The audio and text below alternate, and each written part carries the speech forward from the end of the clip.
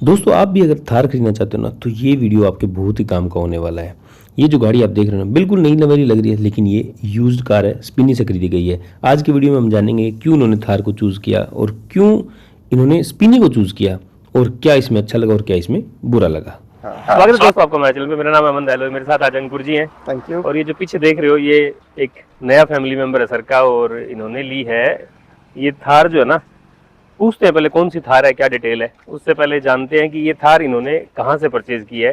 और स्वागत करते हैं इनका हमारे चैनल पे। थैंक यू सो मच मुझे बुलाने के लिए। फर्स्ट ऑफ ऑल बड़ा अच्छा लग रहा है मुझे, आपने मुझे बुलाया है इस चीज़ के लिए, तो मैं बहुत खुश हूँ कि पहली बात मुझे मौका मिल रहा है कि अपनी बात रखने का। तीन सवाल कवर करेंगे हम। पहला सवाल ये कि थार क्यों ली, दूसरी बात थार कहाँ से ली, एंड तीसरी चीज की लेने के बाद का एक्सपीरियंस कैसा आपका। तो सबसे पहले बताइए थार क्यों लिया आपने। तो पहले मैं बता दूं, थार लेने का मेरा बिल्कुल भी ऐसे कोई प्रायोरिटी नहीं थी कि मुझे थार ही लेनी है। मेरा माइंड में ये चल मुझे अपनी गाड़ी रिप्लेस करनी थी। उससे पहले मेरे पास स्विफ्ट थी जो ऑलमोस्ट 9 साल की हो चुकी थी। मैंने वो पहले ओला कार से खरीदी थी। अब उसके क्योंकि 10 साल होने वाले थे तो टाइम आ गया था उसको बदलने का, तो वो गाड़ी मैंने बेच दी थी। उसके बाद मैं गाड़ी ढूंढना शुरू कर रहा था, तब तक मेरे पास एक और गाड़ी थी तो उसके साथ मैं कर रहा था मैनेज। अब गाड़ियां जब मैं देखना शुरू करी तो एक मेरे दिमाग में ऐसा कोई क्राइटेरिया नहीं था, बट हाँ इस बार मुझे ये लग रहा था कि मैं खरीदूंगा तो पेट्रोल ही खरीदूंगा। तो ये एक चीज़ लेके मैं मार्केट में उतरा था कि मुझे पेट्रोल की एक गाड़ी लेनी है। बजट मेरा 6 लाख से शुरू हुआ और 30 लाख तक भी गया था। तो देख सकते हो बजट वाला तो कोई इशू नहीं था, बस बीच में चीज पसंद आने वाली बात थी। हाँ बेसिकली ऐसा कोई क्राइटेरिया नहीं रखा हुआ था मैंने अपने लिए। तो फिर मैंने गाड़ियाँ देखना शुरू करा। किसी ने सजेस्ट करा था कि आप यूज्ड कार भी देख सकते हो जो आपने एक बार एक्सपीरियंस करा हुआ है, तो वो भी मैंने अपना माइंड ओपन रखा हुआ था। और अब आते हैं फाइनली थार तक कैसे पहुंचे। थार तक हम लोग ऐसे पहुंचे जब मैं गाड़ियाँ टेस्ट कर रहा था, टेस्ट राइड कर रहा था, तो मेरे को बहुत सारे फीचर्स बहुत सारे दिख रहे थे। बट एक चीज़ जो मुझे काफ़ी गाड़ियों में कमी लग रही थी वो थी पावर की। मैंने ये देख लिया कि यार एक बारी तो मैंने वो शॉर्टलिस्ट कर दिया कि पावर किस गाड़ी में है। तो एक मेरा क्लियर था कि यार मेरे को टर्बो चार्ज इंजन लेना है जिसका टॉर्क बहुत अच्छा हो। तो ये मैंने एक सबसे पहले अपना क्राइटेरिया देख लिया कि यार जो गाड़ियाँ है मार्केट में उसको कैसे शॉर्टलिस्ट करना। तो फर्स्ट स्टेप मेरा यही था और आई थिंक यही मेरा एक मेजर पॉइंट था। फिर मैंने जब टेस्ट राइड करना शुरू करा गाड़ियों को, कौन कौन सी गाड़ी मुझे पसंद आई मैं वो बता देता हूँ। मैंने जीप की कंपास मेरे को पसंद आई थी, काफ़ी अच्छी पावर थी उसमें, वो मेरे को बहुत पसंद आई। मुझे सेल्टॉस भी काफ़ी हद तक पसंद आई थी, जिसमें जो हमारी टर्बो वाली पावर वो थी वो पसंद आई। क्रेटा भी सेम ही है तो वो भी एक ही बकेट में थी। एक XUV 300 जो काफ़ी मेरे को पसंद आई थी, वो मेरा एक्चुअली फाइनल कॉल होने वाला था कि यार मैं XUV 300 ही लूँगा। तो आई थिंक ये 4-5 गाड़ियाँ कुछ मुझे पसंद आई थी जिसमें मेरे को पावर फील हो रही थी कि यार हाँ पावर है। तो अब आते हैं कि हमने कुछ मेरे माइंड में बना लिया कि यार ये सारी चीज़ें मुझे चाहिए थी। मतलब एक ही चीज़ चाहिए, फीचर रिच नहीं चाहिए, मुझे चाहिए परफॉर्मेंस। और मे भी गाड़ी की एवरेज इतनी ज़्यादा मैटर नहीं करती बिकॉज ऑफिस पास ही है। XUV 300 देखते देखते पता चला कि उसका फेसलिफ्ट आने वाला है, तो गाड़ी जो है पुरानी पड़ी हुई है, मतलब स्टॉक में जो पड़ी हैं वही गाड़ियाँ थी। फिर उसकी टेस्ट राइड नहीं ले पाया, लेकिन महिंद्रा थार तो थी उनके पास, तो मन कर गया, मन तो करता ही है अपना। हाँ थार एक वैसे भी मतलब ऑलमोस्ट एवरी इंडियन का एक ड्रीम कार तो होती है। हाँ तो फिर मुझे लगा कि चलो ठीक है, थार की टेस्ट राइड आए हैं तो कुछ तो लेके जाएंगे वाला जो एटीट्यूड होता है, उस हिसाब से मैंने कहा कि चलो अब थार को टेस्ट राइड करते हैं। तो थार वहाँ पे उनके पास डीजल थी, डीजल गाड़ी चलाई मैंने उनकी। ऑब्वियसली मुझे पता है क्योंकि शुरू से मैंने डीजल ही चलाई है, काफ़ी 10-12 साल से मुझे डीजल चलाने का ही शौक, मतलब वो था, गाड़ी डीजल वाली थी, एक्सपीरियंस था। तो डीजल ही चलाई फिर से, तो उसमें पावर मुझे पता था अच्छी है। तो मतलब थार आके घर में मेरे साथ मेरी वाइफ भी थी, तो उनको भी लगा कि चलो ले लो प्रैक्टिकल गाड़ी। हालांकि उसी वक्त समझ आ गया था नहीं है ये, बट एक बारी को ऑप्शन एक्सप्लोर कर सकते हैं। तो वही है, 300 देखने गया था, शॉर्टलिस्ट कर ली थी। अगर शायद फेसलिफ्ट उस टाइम आ गया होता तो क्या पता मैं वो गाड़ी बुक कर लेता। 3XO ले लेते अदरवाइज। हाँ 3XO या जो भी, या नहीं आया होता तो वही ले लेता। तो हालांकि मैंने 300 की टेस्ट राइड भी नहीं कर पाया। फिर उसके बाद मुझे लगा कि अब थार ही लेनी है। तो ये थी मेरी काफी लंबी जर्नी जो फाइनली थार, जहाँ पे आप थार पे आके रुक गए। हाँ, फिर मुझे थार पे आके मैं फाइनली ये डिसाइड हो गया कि हाँ जी मेरे को थार लेनी है। और उसकी उन्होंने वेटिंग बताई थी कि 9 से 12 महीने का वेटिंग रहता है। तो वो सुन के मैं घर आ गया था कि बस। तो फिर आपने ये कैसे डिसाइड किया कि मतलब मेरे को यूज्ड मतलब थार देखनी है, या पर्टिकुलर वेरिएंट सिलेक्शन कैसे किया? देखो, थार में कोई वेरिएंट है ही नहीं, एक ही ऑप्शन है। या तो मतलब 3-4 ऑप्शन है उसमें, बट वो वैसे वाले ऑप्शन नहीं है कि मेरे को टच स्क्रीन मिल रहा है या नहीं मिल रहा, मुझे वेंटिलेटेड सीट में, ये सब शोशे इस गाड़ी के लिए है ही नहीं। ये सब कहानियां होती ही नहीं है इसमें। इसमें कहानियां क्या होती है, थोड़ी अलग लेवल की होती है। अब वो आप उस लेवल को ज्यादा लेवल ऊंचा कह लो या नीचा कह लो या जो भी कह लो, लेवल इसका अलग ही है।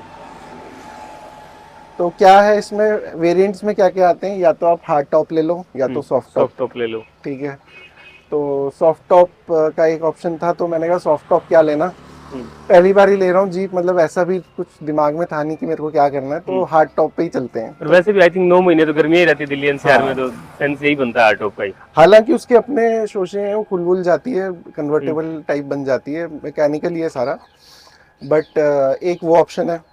तो मेरे को था कि नहीं, हार्ड ही लेना है, बहुत ज़्यादा एक्सपेरिमेंट हो जाएंगे पहली बार में। तो दूसरा इसमें चीज़ आती है इंजन ऑप्शन का, या तो आप पेट्रोल लो या तो डीजल लो या तो 4x4 लो या 4x2 लो। तो मेरे को ये था पेट्रोल ही लेना है, तो पेट्रोल के साथ ही मैंने वो कर लिया कि हाँ ये वो आता है। एक और इसमें वेरिएंट आता है कि आपको ऑटोमेटिक लेनी है या मैनुअल लेनी है, बस यही 3-4 चीज़ें हैं। बाकी अंदर के फीचर्स सब सारे वेरिएंट्स में जो मुझे से सेम है। बस इंजन ऑप्शन पेट्रोल में जो 2 व्हील रेयर व्हील ड्राइव है, जिसको RWD बोलते हैं, उसमें 1500 सीसी का इंजन है।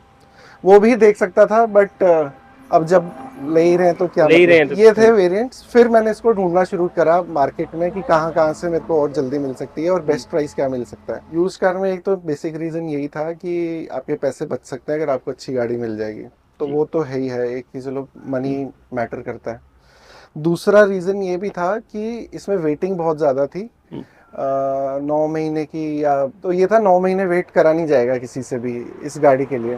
तो एक तो वो भी था, तो पहला प्राइसिंग था, प्राइसिंग में मुझे काफ़ी पैसे बच गए। दूसरा मेरे को ये था कि जल्दी से आ जाए, और बेसिकली यही 2 रीज़न थे। यूज्ड कार में अगर देखा जाए तो मतलब गाड़ी की कंडीशन अगर मैं बात करूँ तो मतलब बिल्कुल एकदम ब्रांड न्यू जैसी है। मेरे को कुछ इसमें अगर कोई फर्स्ट टाइम अगर कोई देखेगा इस गाड़ी को तो ऐसे लगती नहीं है कि ये मतलब यूज्ड कार है, मतलब फील नहीं आती यूज्ड कार वाली जैसी। तो ये कहाँ से आपने परचेज की, और तो अच्छा मैं बता दूं, मतलब कैसा रहा? बहुत ही मेरी वहां तक खरीदना भी इतना वो आसान नहीं था इसको। तो मतलब आसान क्या, मतलब थोड़ी मेहनत करनी पड़ती है, तो मैंने भी करी। तो ये था कि हम लोग स्पिनी पे देखना शुरू कर रहे थे। स्पिनी की सर्विस मुझे वैसे अदरवाइज काफ़ी अच्छी लगी है। उनसे मैंने कम से कम 10-15 या हो सकता है 20 गाड़ियाँ भी मैंने उनकी देखी होंगी, बहुत सारी गाड़ियाँ उनकी देखी। तो एक तो उनका मेरे को जो एक्सपीरियंस है वो बहुत अच्छा लगा। उनकी हर गाड़ी, मतलब अगर मैंने 20 या कुछ देखी होगी तो 90% गाड़ियाँ ऐसी थी जिसको आप आंख बंद करके खरीद सकते हो। ओनली डिसीजन वही आता है कि आपको गाड़ी क्या चाहिए, फीचर्स क्या चाहिए, वो वाली बात थी। बट हर गाड़ी उनकी जो थी वो मतलब अच्छी मेंटेन्ड गाड़ियाँ थी। तो एक तो ट्रस्ट तो वैसे ही काफ़ी मेरा उस पर बढ़ गया था। अब हालांकि जब मैं आया अपनी थार लेने के लिए, तो मेरे दिमाग में था कि यार इसमें ऑटोमेटिक भी आता है, तो ऑटोमेटिक लें या पेट्रोल वो लें, मैनुअल लें। ज़्यादा मेरा मन था कि अब थार जैसी गाड़ी ले रहे हो तो अब ऑटोमेटिक क्यों चाहिए आपको, मैनुअली ले लो। तो मेरा वो था कि चलो मैनुअल लेंगे, मेरे को कोई ऐसे नीड भी नहीं थी। तो ये गाड़ियाँ मैं ढूंढने लग गया। तो मुझे जो ज़्यादातर ये था कि ज़्यादा पुरानी भी नहीं लेनी थी, और मिल रहे थे ऑप्शन, दिल्ली वगैरह में मिल रहे थे।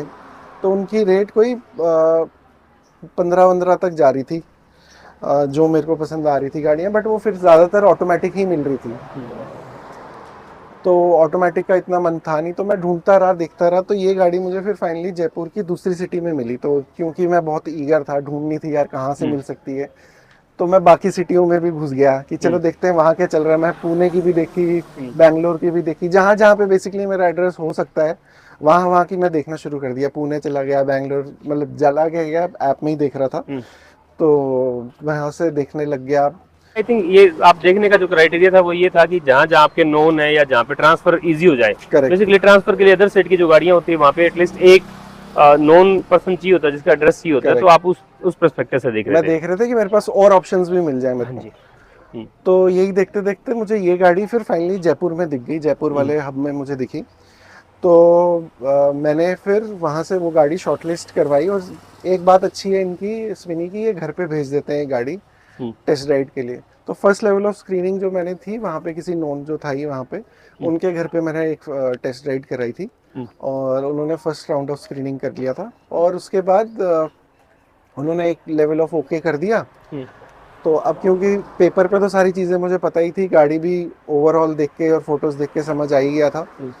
तो मैंने फिर उस टाइम पे बुकिंग अमाउंट दे दी थी जो कि 10,000 रुपीज़ होती है, वो मैंने दे दी थी। और फिर उन्होंने वो मेरी गाड़ी ऑन होल्ड कर दी थी जब तक मैं बाकी कार्रवाई करता।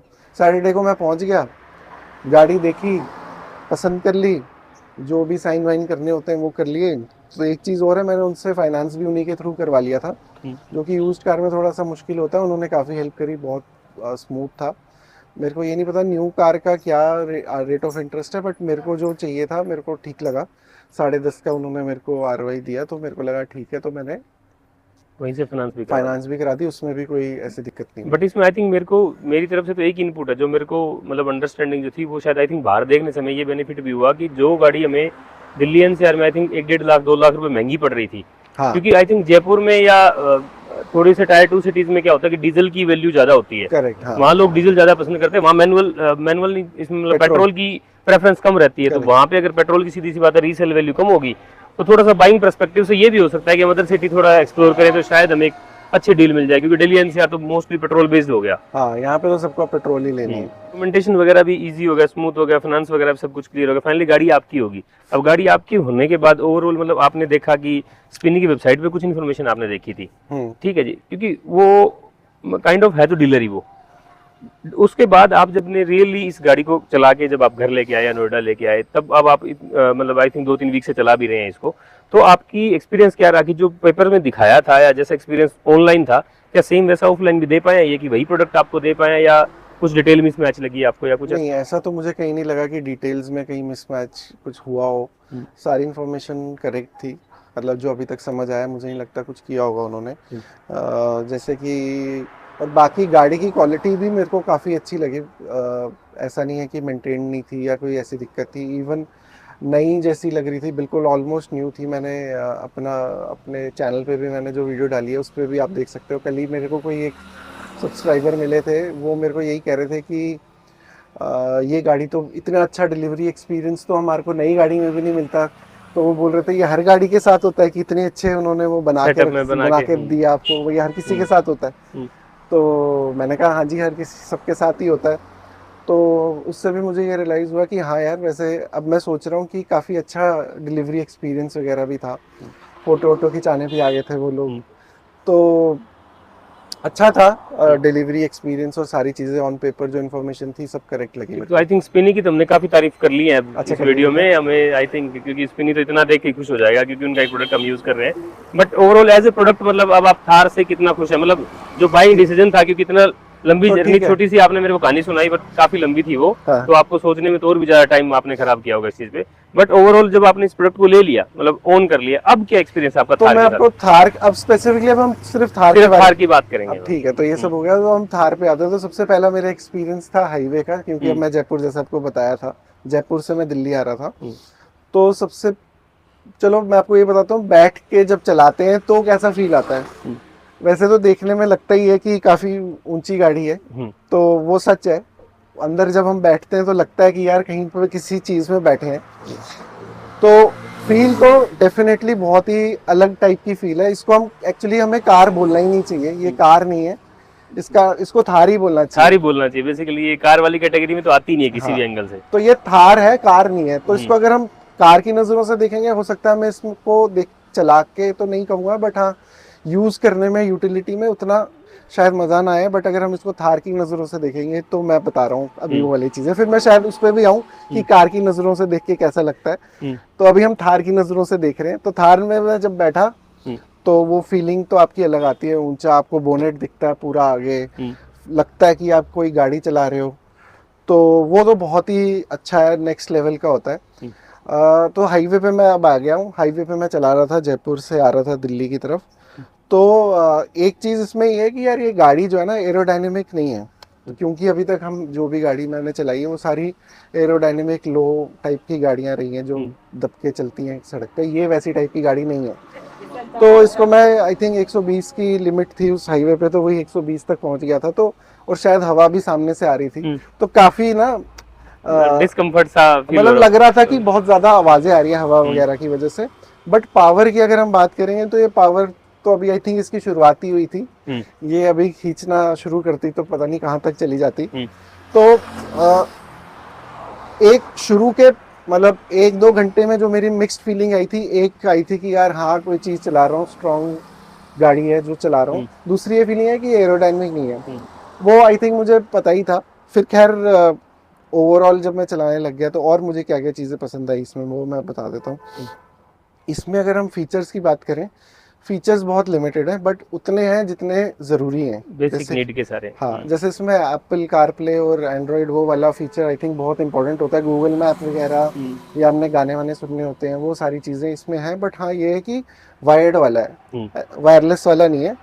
स्क्रीन बहुत बड़ी नहीं है, बट जितनी है बहुत बढ़िया है। उसमें मैंने जितना भी ड्राइव करा, मैप्स बहुत रिस्पॉन्सिव मतलब है ही है, चलता रहता है बढ़िया से मैप।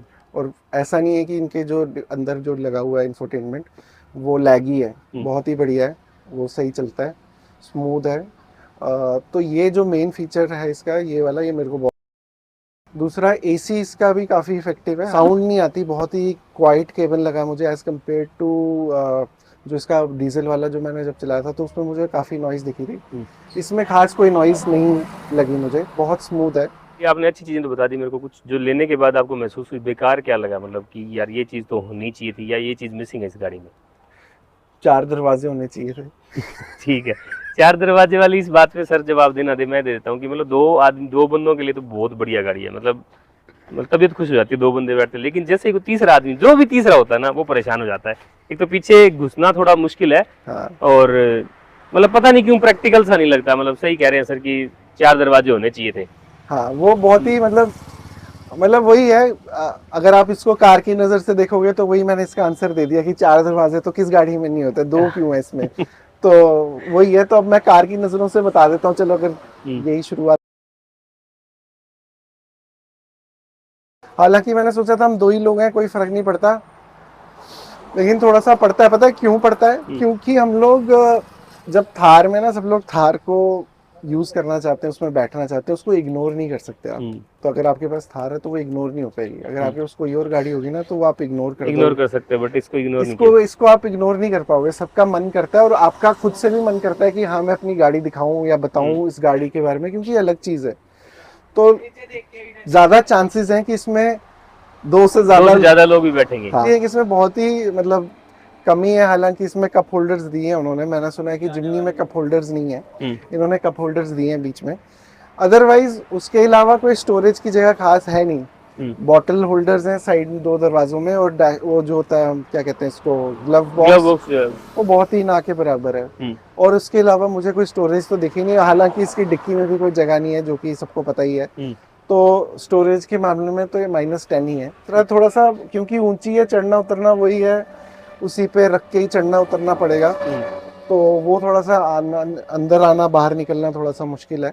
मे भी हो सकता है कुछ टाइमिंग के बाद आप तो यूज्ड टू हो जाओगे, लेकिन अगर नया बंदा एकदम से आता है तो शायद थोड़ी उसके लिए प्रॉब्लम जरूर होती है। बट वो जैसे ही वो नहीं होता कि जब फॉर एग्जांपल किसी मंदिर में दर्शन करने जाते हैं, तो माता के दर्शन करने गए बहुत मुश्किल से जा रहे हैं चढ़ते हुए, लेकिन जैसे ऊपर जाते हैं दर्शन करते ही भूल जाते हैं सब। सेम थार के साथ वही फीलिंग है, जब आप सीट पे बैठते हो ना सब भूल जाते हो, क्योंकि ये गाड़ी ऐसी है कि जिसको कोई इग्नोर नहीं कर सकता। इवन रास्ते में जा रहा, चाहे मर्सिडीज लेके जा रहा हो, चाहे इवन जी वैगन लेके जा रहा हो, थार को देख के मतलब इग्नोर तो कर ही नहीं सकता। एक बार तो जरूर देखा है। मतलब रोड प्रेजेंस के मामले में तो भाई आउट ऑफ मतलब 100 आउट ऑफ 10 है ये कहना पड़ेगा।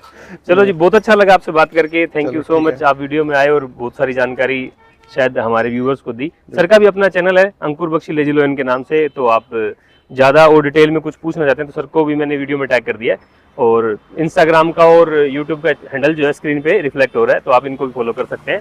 और कुछ स्पेसिफिक लगे तो सर से डायरेक्ट आप पूछ सकते हैं या अदरवाइज मेरे से भी पूछ सकते हैं। थैंक यू दोस्तों वीडियो को देखने के लिए। Bye bye.